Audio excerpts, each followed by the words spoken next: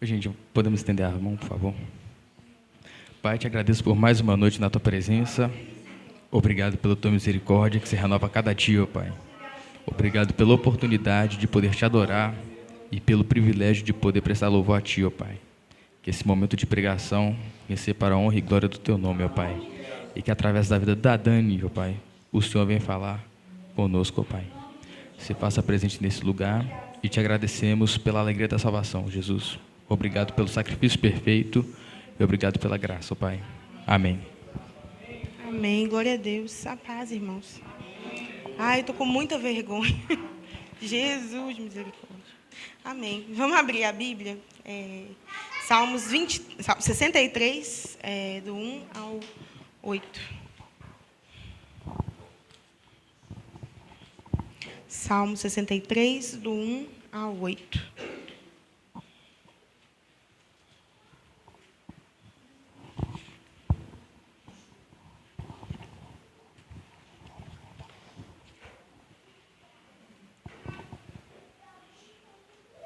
Moça, quer que eu passo?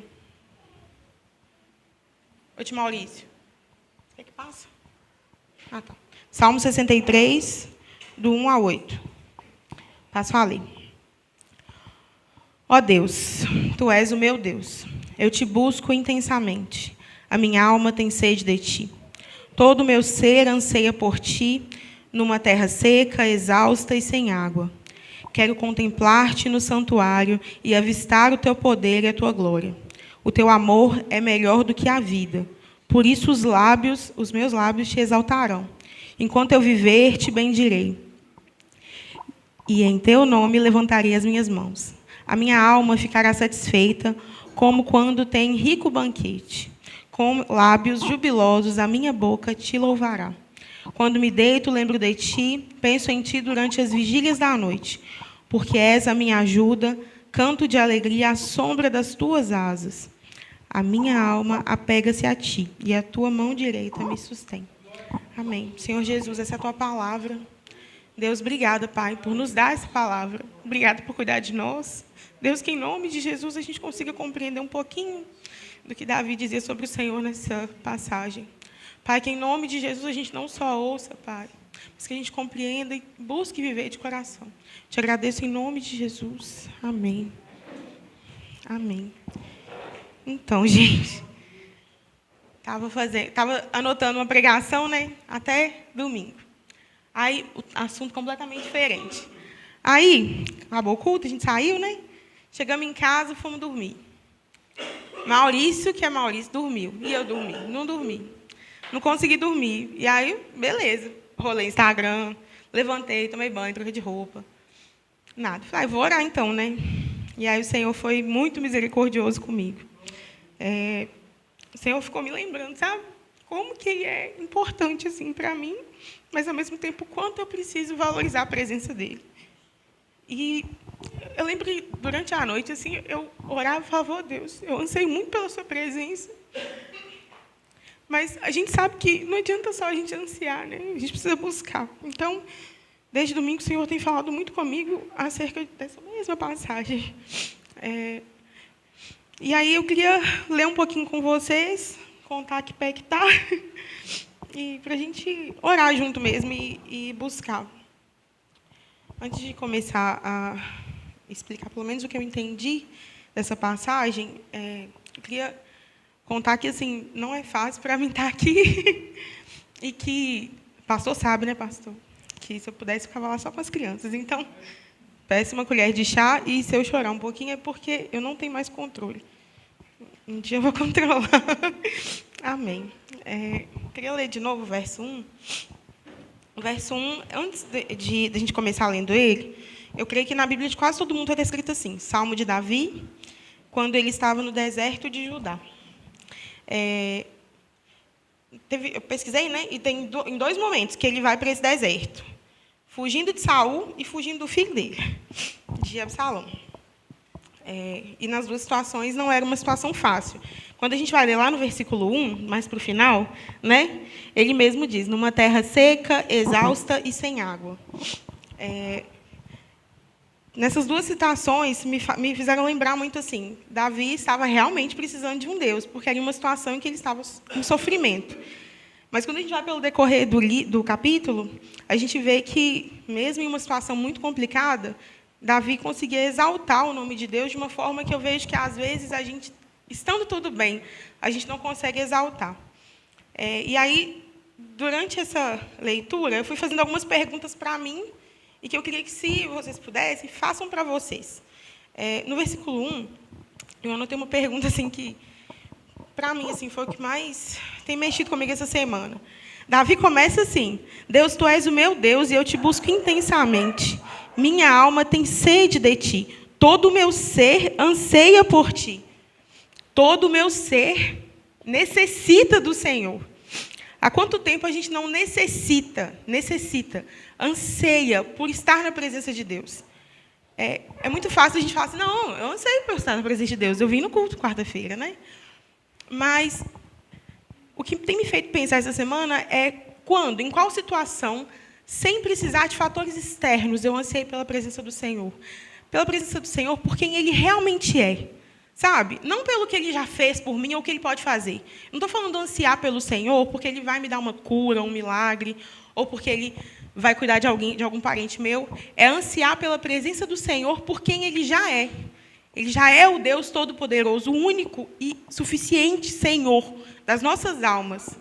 Qual foi a última vez que a gente ansiou por permanecer na presença dEle, sem que fosse por um motivo secular, ou um motivo dessa terra? Né? A gente sempre vai dizer: não, o Senhor é meu Salvador, o Senhor é que guia os meus passos. Ele guia mesmo os nossos passos. Eu fiquei pensando nisso, porque eu sei que, às vezes, a gente passa a semana inteira e a gente acha que um culto é suficiente para viver uma vida que a gente diz que anseia por Ele, anseia. A gente canta isso em canções intermináveis. São canções que, às vezes, ficam no nosso ouvido o dia inteiro. Senhor, eu te busco, eu te procuro, eu anseio pelo Senhor. E ficou no meu coração muito forte, porque, às vezes, a gente tem muita facilidade em falar. Mas qual foi a última vez que nós ansiamos pela presença do Deus vivo? O Deus que nos salvou sem precisar de um retorno, sabe? Sem precisar de uma condição, de uma melhora no casamento. Só por quem Ele é. Lá em Deuteronômio, se a gente puder abrir, Deuteronômio 10, 17.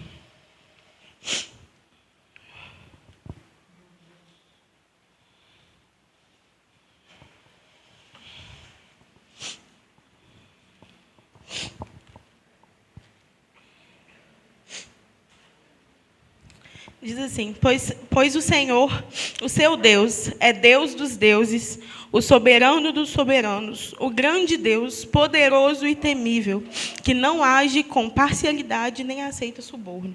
Se a gente for mais para frente, Deuteronômio mesmo, lá no 32. Deuteronômio 32, 4. Vai dizer assim: Ele é a rocha, as suas obras são perfeitas, e todos os seus caminhos são justos. E fiel, que não comete erros, justo e reto Ele é. Glória a Deus. Se a gente comparar qualquer coisa palpável que a gente tem, se a gente comparar qualquer sentimento que a gente já sentiu, nada se compara com quem é a pessoa do nosso Deus. E ainda assim, eu me perguntei isso, porque eu sei que é algo que eu sinto falta dentro de mim. Qual foi a última vez que eu ansiei pela presença do Deus soberano, justo, eterno, que zelou por nós, que fez uma obra perfeita? Qual foi a última vez que eu ansiei por Ele, não pelo que Ele me faz? Mais à frente, em Salmos 63, vamos ler de novo o versículo 2.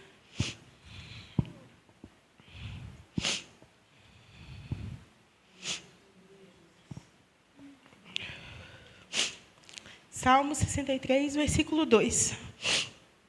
Quero contemplar-te no santuário e avistar o teu poder e a tua glória. Davi fala que viu a presença do Senhor, né? Conseguiu contemplar o poder e toda a sua glória. Eu queria que vocês pudessem tentar fechar os olhos e lembrar mesmo, assim, Quando foi que os meus olhos se abriram diante da presença do Senhor?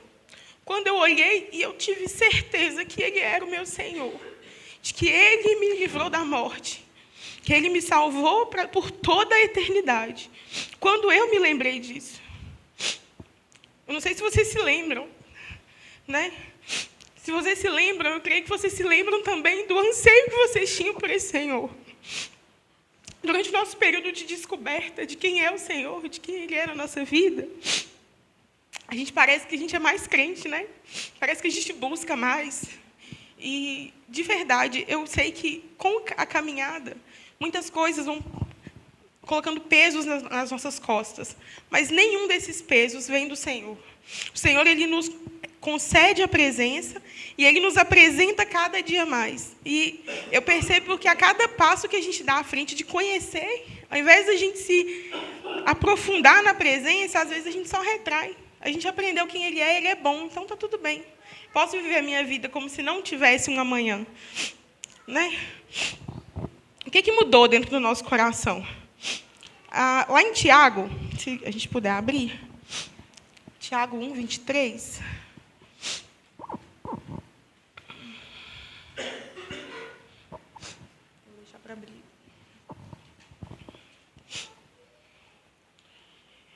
Estava conversando com o Maurício hoje, ele me lembrou dessa passagem, eu falei, eu não vou deixar de ler. Diz assim: aquele que ouve a palavra, mas não a põe em prática, é semelhante a um homem que se vê no espelho. Pode passar para o próximo. Mas logo depois, para e sai e esquece da sua aparência. Ele acabou de receber, de ver quem ele é, e logo depois ele se esquece. Às vezes eu tenho esse medo, sabe? De tudo que a gente aprende, de cada passo que a gente dá para conhecer o Senhor. Assim que a gente pisa o pé ali fora da igreja, a gente se esquece. A gente se esquece de quem o Senhor é, do que Ele fez por nós. E o que o Senhor fez por nós é perfeito.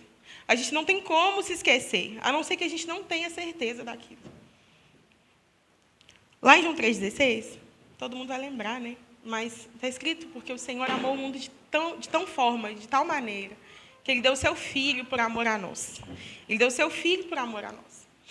E, às vezes, eu tenho a impressão que ou eu me esqueço, ou eu estou vivendo num vácuo. Porque não tem como eu saber disso e não me portar como alguém que é filho, que foi feito filho. Não tem como eu saber disso e ainda ficar uma semana sem lembrar da grandeza do Senhor. Quantas vezes já aconteceu com a gente? É importante que a gente lembre, né? Quando que a gente começou a conhecer o Senhor, quando a gente entendeu. Mas que a gente lembre com o motivo de entender que não tem o porquê a gente esquecer mais. Se a gente aprendeu, é algo que, assim como quem já aprendeu a andar de bicicleta, para o resto da vida vai saber, para o resto da vida a gente precisa entender quem é o Senhor e o que Ele é em nós. No versículo 3 do Salmo 63, se puder abrir aí, Alex.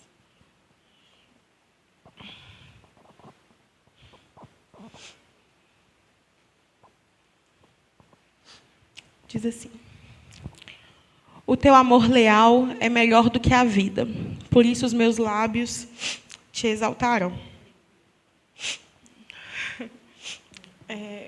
O teu amor leal é maior do que a vida. Isso é uma correção, eu sei que é para mim e eu sei que é para toda a igreja, tá, irmãos? Não é com altivez que eu falo isso. Mas quantas vezes a gente já abriu mão, né, de cultuar o Senhor, seja em casa ou seja na igreja, por motivos externos. A gente sabe que tem dias de festa, né? Tem dias de tristeza. Mas o quão importante essas coisas são comparadas a ansiar pela presença do Senhor. Eu já abri mão de ir no culto por cansaço. De falar para o nosso pastor, hoje eu não dou conta. Só que muitas dessas vezes em que eu abri mão para ficar em casa e cansar mais. Quem é mulher que está acostumada sabe que chegar em casa você não vai ficar parado. Você não vai descansar. Só que aqui tem descanso. O Senhor nos dá momentos de alívio. A gente pisa o pé aqui cansado e a gente sai renovado. Só que esse peso que a gente cria em cultuar, parece que é como se a gente não soubesse para quem que a gente está cultuando. Esse peso em vir no culto, em participar de coisas da igreja, parece como se fosse uma obrigação. Gente, obrigação é nosso emprego. A presença do Senhor, ela tem que ser algo que faz a nossa mente saltar de alegria e ansiar desesperadamente por essa presença. No final do versículo diz: com os meus lábios te louvarei. Que tudo que sai da nossa boca, que a gente conseguir realmente adorar o Senhor, seja de coração. Hoje a gente cantou músicas lindas, músicas mais antigas, músicas atuais, e em todas elas o nome do Senhor é engrandecido, absurdamente engrandecido. Que a gente realmente entenda isso que a gente cante. Não é com o intuito de que, se eu não entender, eu vou parar de cantar. Não, se eu não entender, eu vou cantar até eu entender. Para que a gente consiga realmente viver aquilo que a gente está dizendo que a gente é. A gente se diz filho de Deus, a gente precisa viver como filho de Deus. Lá no versículo 4, diz assim: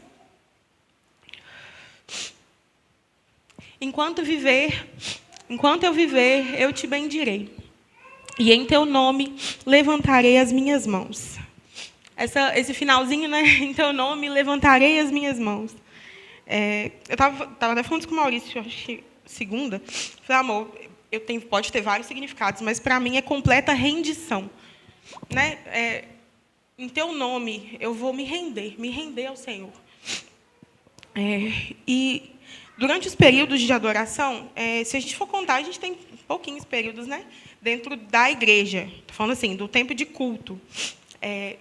Para alguém que, como está escrito no Salmo, é o rei do nosso coração, é o único Senhor. Os nossos períodos de adoração dentro de igreja são suficientes para a gente viver como filhos de quem a gente diz viver? É realmente a isso que o nosso corpo anseia? Nosso corpo anseia pela presença do Senhor?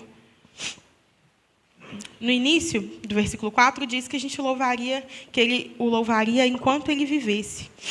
Enquanto ele vivesse, né? Então, se Deus me abençoar e se ele não voltar, sei lá, até uns 70, né? Até os 70, 80. Eu vejo muito isso na perseverança. Enquanto eu viver, enquanto eu tiver fôlego, ainda vai haver fé. Precisa haver fé. Precisa haver continuidade. E qual que é o resultado da perseverança? Se a gente abrir em Marcos 13. Minha língua aqui é presa.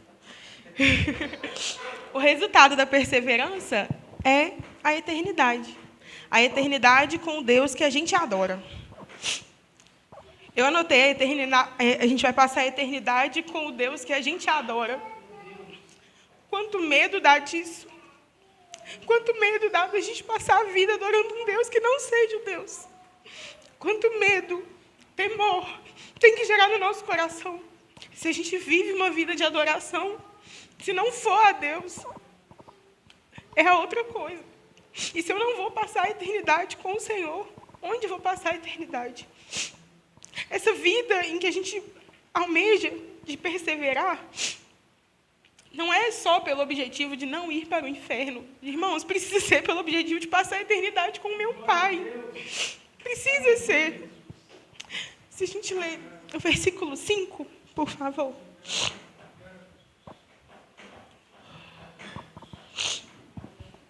Diz assim: a minha alma ficará satisfeita como quando tem rico banquete. Com lábios jubilosos, a minha boca te louvará.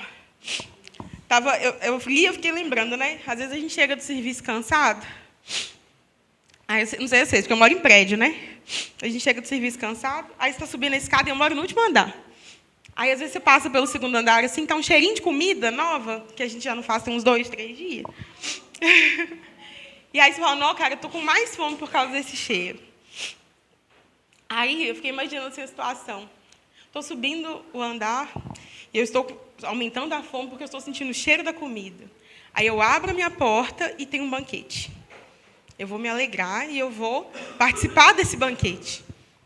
O Senhor, Ele está em todo lugar, em todo tempo. Que Deus abençoe dentro de cada um de nós. Ele está aberto. O que falta não é o banquete, irmãos, é a fome. A fome falta dentro de nós. A presença dele está aberta como um banquete.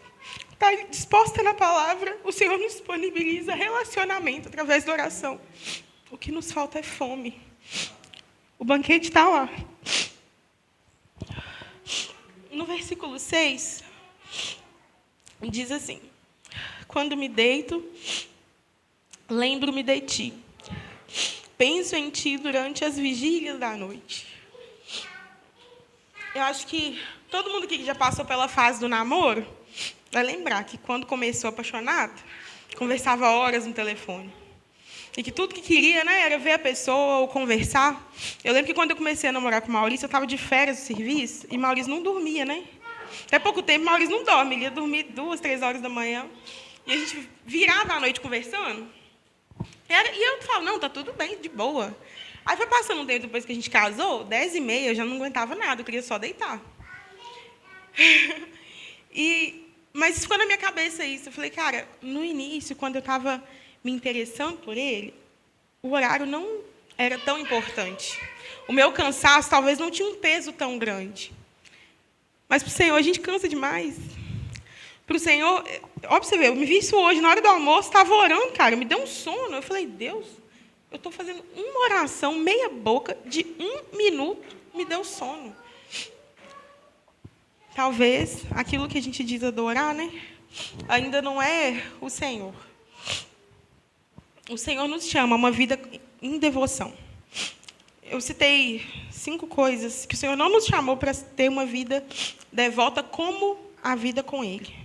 O Senhor nos chamou para termos um emprego zeloso, a cuidarmos da fase do namoro, do casamento, dos filhos e até a nós mesmos.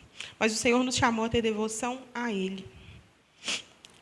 Sem o Senhor, é bem fácil que a gente seja mau funcionário, maus namorados, péssimos esposos, pais horríveis e pessoas que não conseguem cuidar de si próprios. Mas com o Senhor, a gente trabalha porque a gente está fazendo não para o empregado, né, para o nosso empregador, a gente está fazendo para o Senhor. Então, nós nos tornamos melhores funcionários. Como namorados, se a gente não namora com foco no namoro, na pessoinha, a gente namora olhando para o Senhor, você está olhando para a sua futura esposa. Então, você honra ela de todas as formas, ou você, pelo menos, busca honrar. Você busca honrar pela família da sua namorada, não é?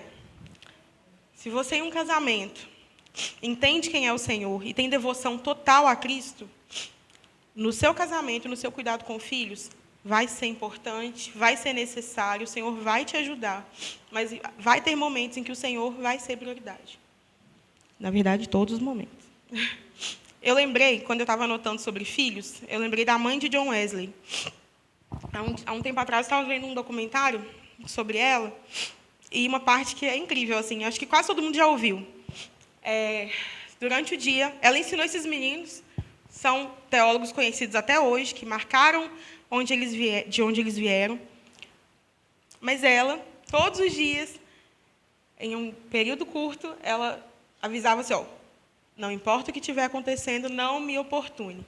Pegava um paninho, tampava o rosto e ia orar. Os filhos são importantes, mas o Senhor, é ao Senhor que a gente deve a nossa devoção. E a gente mesmo. Alguém já ouviu a frase autocuidado?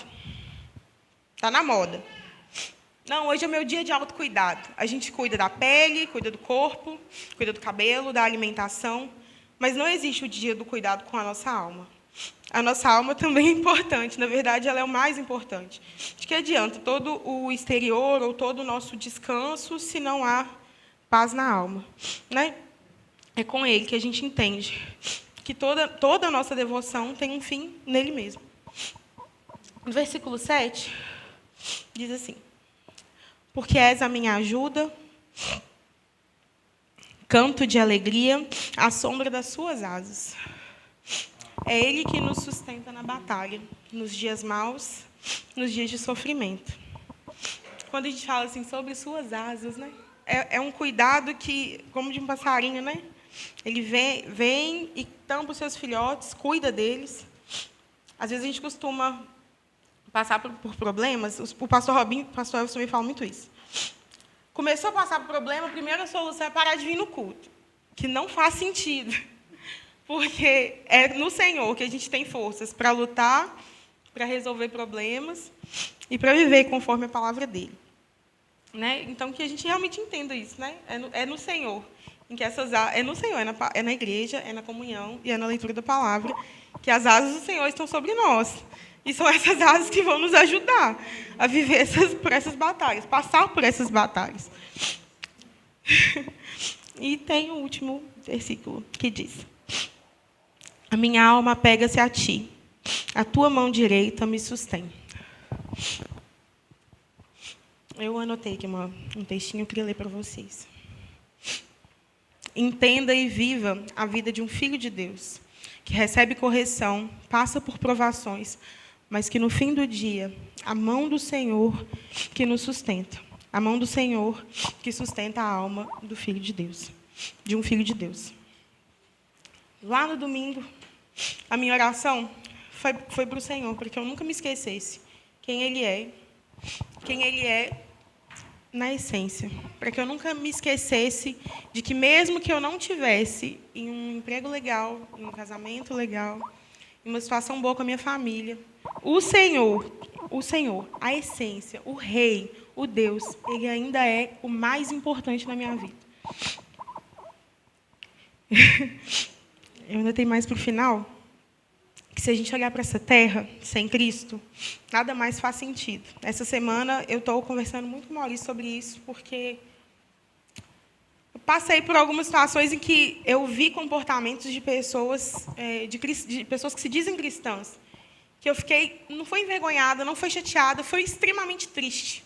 Porque eu falei assim: Senhor, pode ser que esse seja o retrato de boa parte da igreja, não Missão Ágape, da igreja.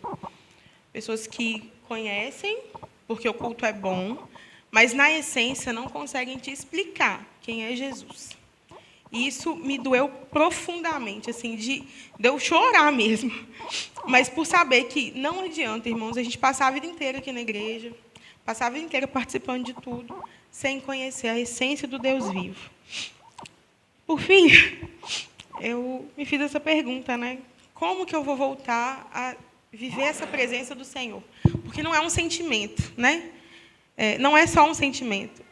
É conhecimento do Senhor, que vem através da palavra, vem através dos irmãos, certamente vem através dos irmãos em Cristo, vem através das pregações que são ministradas. E a verdade é que realmente não tem mistério, não tem como eu te dar a chave, né? A chave da solução. A solução é buscar Cristo. Lendo, a gente vê que tudo que a gente busca nessa vida tem um prazo muito curto de validade. Seja bem material, seja bem físico, tudo, no máximo, o prazo é de 100 anos, a não ser que a gente tiver muita força para viver. Mas a eternidade é algo que o Senhor nos deu. Jesus veio a essa terra para nos dar a chance de viver com o Senhor. E que a gente realmente entenda, irmãos, que aqui na terra, como diz em Eclesiastes, que grande inutilidade a gente correr atrás das coisas daqui. Não que a gente não tenha que ter as coisas aqui, mas que grande inutilidade isso ser o centro da nossa vida. Que grande inutilidade. Poderia dar várias dicas para a gente permanecer na presença, mas eu acho que se a gente fizesse o básico, o Senhor já ia derramar a sua graça, porque Ele é um Deus misericordioso. E quando eu falo básico, às vezes é o que a gente ainda não está fazendo. É realmente se envolver na presença do Senhor a ponto de abrir mão de coisas que a gente pode abrir para estar aqui, para vir aos cultos. Eu não gosto de ler. Irmãos, a gente tem um clube do livro que, por semana, a gente lê 3 páginas. Não precisa ser bom em leitura. No clube do livro, a gente ainda vai discutir o que a gente leu em uma semana com 3 páginas. Vê se você não leu. Ali é um lugar que você vai aprender a ler. Por que isso é importante? Porque isso nos molda, nos faz enxergar o Senhor. Quem é o Senhor? A vida sem Cristo é vazia. Ele é o único capaz de preencher todos os nossos vazios. Que a gente se volte mesmo para o Senhor. E que a gente entenda, assim como Davi entendeu. O pastor falou isso na hora do dízimo e oferta. Davi entendeu. Ele passou por diversos problemas, muitos pecados, mas ele ainda assim era um homem segundo o coração de Deus. Ainda assim, ele ansiava pela presença dele. Que a gente consiga ansiar de verdade, assim, pela essência de quem é o Senhor. Amém? Vamos orar? Ô Jesus, obrigada. Obrigada, Senhor, por cuidar de nós. Obrigado, Jesus, por ter misericórdia mesmo do nosso coração caído. Deus, que em nome de Jesus, a gente de verdade te busque de novo. Te busque mais do que a gente sempre buscou, Deus. Com mais profundidade, com mais sinceridade diante de Ti, Deus. Pai, que em nome de Jesus, que a igreja do Senhor cresça, Pai, não só em números, mas em conhecimento de quem é o Senhor, Deus. Única e puramente. Eu te agradeço, Pai, porque o Senhor tem cuidado de nós, tem nos dado oportunidade dia após dia, Pai, de vivermos uma vida com o Senhor. Eu te agradeço, Jesus. No nome do Senhor, amém.